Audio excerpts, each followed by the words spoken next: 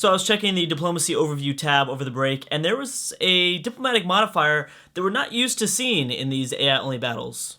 Because I wanted to check on who was still at war, just kind of overview the current conflicts that were going on in the world, but there was a lot of backstabbing going on. Now, this could all be in my head. This could be backstabbed.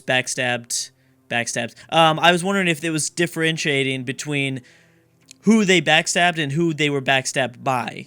I wonder if they were... I don't think it does. Backstabbed the Zulu, backstabbed Poland. Lots and lots of these backstabbed penalties throughout just about every single nation in the world.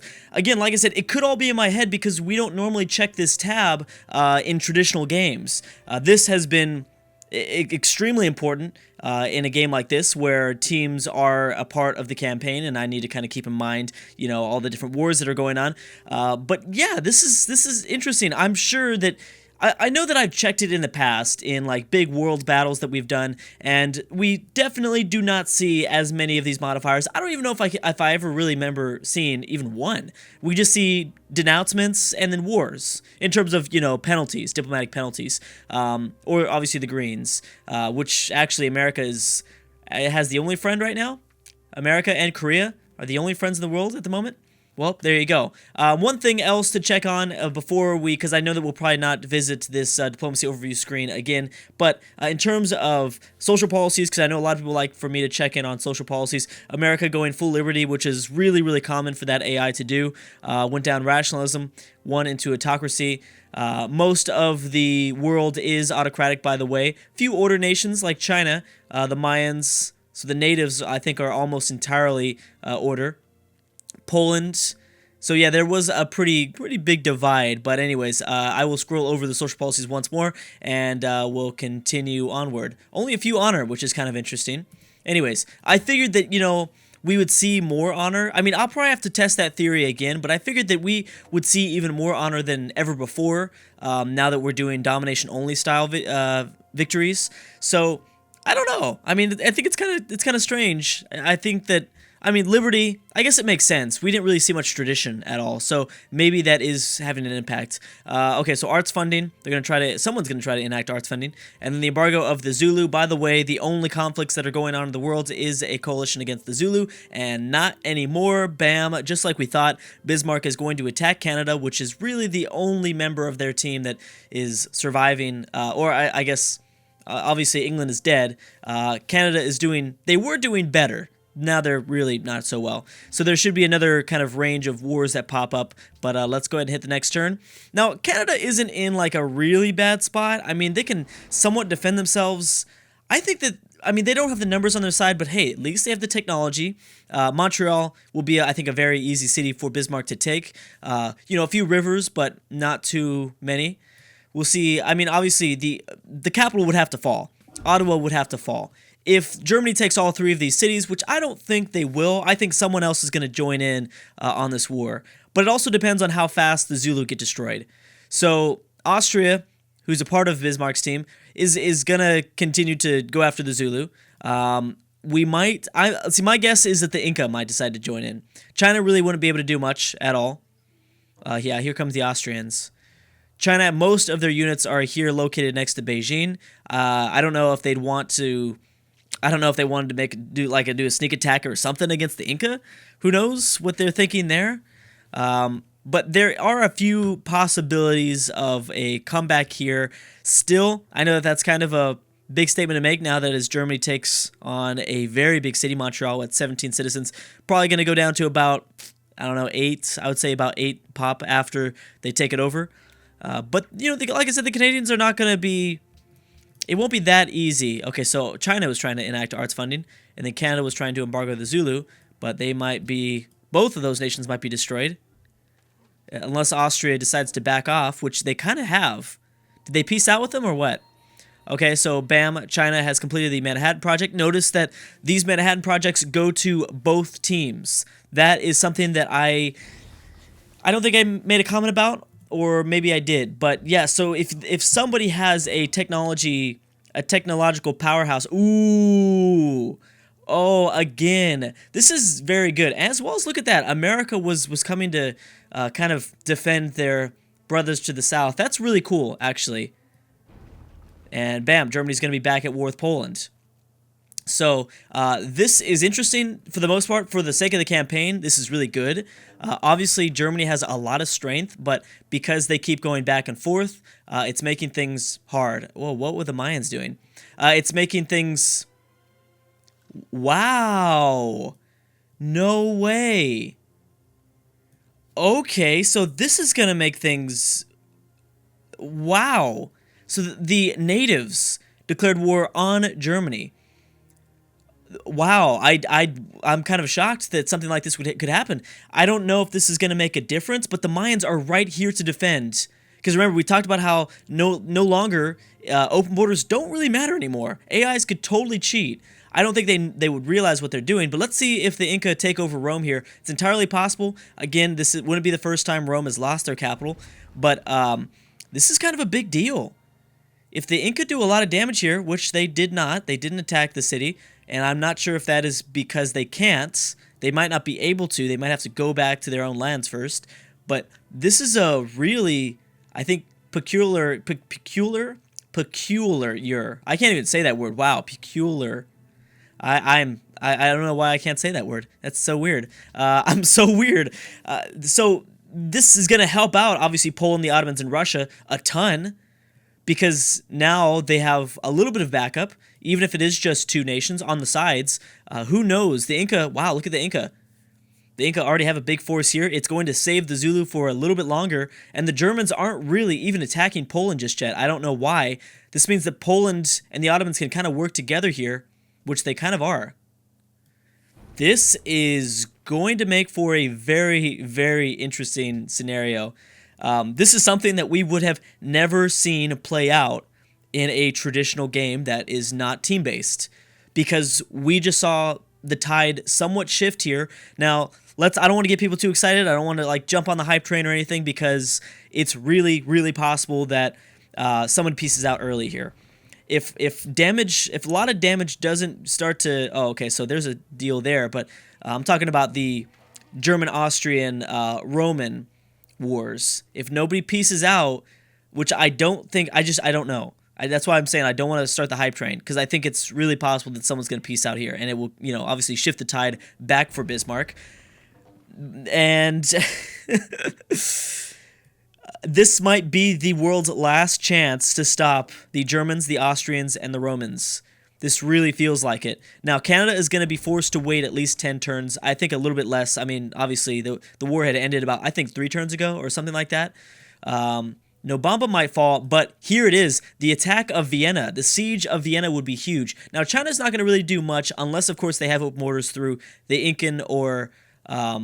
Nobamba was taken through either Incan territory or Canadian territory, but that's still pretty cool that Canada decided to join in the coalition. This is really the world's last stand before turn 500, and that is kind of amazing to watch.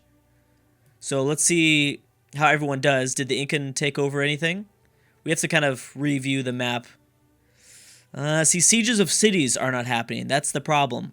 They're going after units, which I understand that's like a smart choice. But, ooh, okay, the Germans are starting to shift their massive military force back towards Warsaw. The thing is, the Ottomans are here to defend the Polish. This is it. This is it for the world. I don't think that they're ever going to get this lucky again. They need to make progress. The entire world is teaming up against Germany, Austria, and Rome. So, besides Canada. But, Canada, I would assume if everyone else does a bunch of, if they have luck, then the Canadians will join in right when the peace treaty is over. But like it's crucial that they destroy units, even though I just said that they need to go after cities. I don't know. There needs to be a balance. I think there needs to be a balance of both. And it looks like the Mayans have actually retreated, which is a big problem. The Germans have reinforced Rome. I love to see these reinforcements. That's really interesting to see from the AI, to see them reinforced like that. It's kind of cool that they will come and defend. Defend their partner's borders. So it's kind of a big deal that Nobamba had fallen. That was a big city that the Inca could have grabbed control over. Let's see what happens with Vienna. So there's a lot of machine guns around. That will help kind of grind away at Vienna's capital. I mean, that's just all they really need to do, and it's really the Inca. The Inca have full control over this because they don't have to worry about the Germans. They don't have to worry about the Romans. Somebody needs to take out, if we want to see the game continue on, somebody needs to take out one of the three members, Germany, Rome, or Austria. Austria is obviously the number one choice. Everyone in the comment section is saying it. I'm saying it. And AI has to take out Austria to get that team down from 3 to 2. That's very important. If they are able to do that, then maybe the world has a chance to catch up. At least Poland, the Ottomans, and Russia would be looking a little bit better. It would all start with the fall of Vienna, though. The problem with Austria is that these cities are really, really well defended, and not in terms of units, I mean in terms of combat strength. 121 from Salzburg, 134 from Vienna, Graz is at 110, and Kingston is about to fall to the Austrians. But I think China is here to somewhat help out because China did get open borders. So we'll see. Luckily, the Ottomans are here to somewhat defend the Polish. But I think peace treaties are about to happen, at least between the German alliance and the Ottoman alliance. I think both of them are going to have to peace out soon because the Ottomans are not going to be willing. They don't want Poland to fall. They realize how vulnerable Poland is, and I think that we'll see a peace deal soon if Warsaw falls under siege. Embargo of the city-states. Nice job, Canada. Very useful. Yeah, look at that. Boom. Germany surrounding Rome. With 4 bazookas, obviously, Rome has their own units. Oh, but they are retreating. Uh-oh. And bam, Austria has captured another city from the Incan, from the Incan city. But look how close Vienna is to falling. They have to do it. They better not peace out. This is your only chance. The Mayans are safe, Inca. You got to take over Vienna. That would be a substantial blow, I think. I mean, who knows? China might even take back Kingston, which, on the scope of things is good. Or maybe it'd be Korea. I don't know. Okay, so another Zulu Peace deal. This is pretty intense, and it's cool because this is why I wanted to go later into the campaign. Because clearly, I think, because everyone is kind of also making that reference in the comment section, imagine what it would be like in the previous AI-only battle when France was huge inside of Europe with all of these units. I think it's much more likely than ever before that the world gangs up on a big foe like that. This is something we would never see before. At this point, no one would go to war with Germany if it was just single civs. But because they have weaknesses, they have what's that called? Links? Weaknesses in the chain or something like that. Because Austria is a weakness, people are willing to go to war with Germany to slowly kind of grind them down. Vienna is about 1 turn away from falling, I think. Although, if they lose this infantry unit, then the Inca are going to let the world down pretty much. I mean, Austria is not that big of a deal. I mean, just Vienna isn't. They'd have to take out all of Austria to make a significant impact, I think. Ooh, here comes Rome after London. Ottomans also dealing with barbarian issues, but the Chinese are moving through Ottoman and American territory to, I think, maybe defend a little bit better. Russia really isn't doing anything, but they're well defended. That's one thing that Catherine has had on her side. She is based in kind of a hilly region. Hilly region? Yeah, bam, London has fallen to Rome. So now it's not really even Germany doing anything, to be honest. It's more of their allies. Korea very close to taking back Kingston. Someone else might take this back. We'll see. Okay, so the Ottomans grabbed London back. Well, that's good for them, but they're going to need to defend themselves a little bit better. Boom. Yep. Okay, so that's a big issue. The Inca, I think, are going to disappoint everybody in the world, including us, everybody in the comment section, because they are not going to... they're not going to take over Vienna, I don't think. They've got 2 more infantry units. The problem is that Austria's come to reinforce with rocket artillery, with mechanized infantry, and with the helicopter gunship. They did land a paratrooper inside of just south of Salzburg. That's smart. That might distract the AI. Ooh, Germany's moving straight through Polish territory. Looks like they're going after Ottomans, the Ottomans. The Chinese might help clean up some of these barbarians for them. Here comes Russia, possibly to take them back. Busan's been captured by... Dang. They just captured another city. Austria is not playing around. But still, this might be the turn. Now, Austria is going to go first. I don't see how they could block this. CN Tower has been built by Bismarck.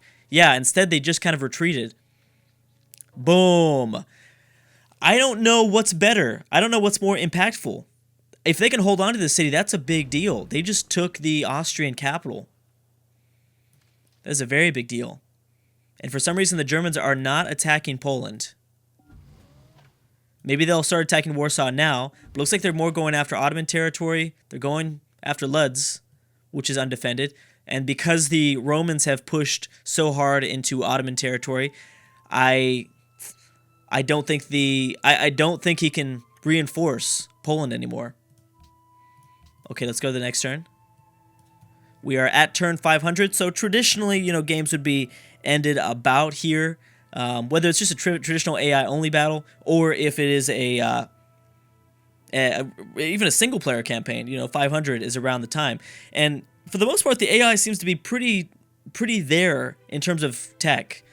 They seem to be, for the most part, right there around the area that they should be, with infantry units. I don't know if they have nuclear capabilities. I haven't seen any nukes.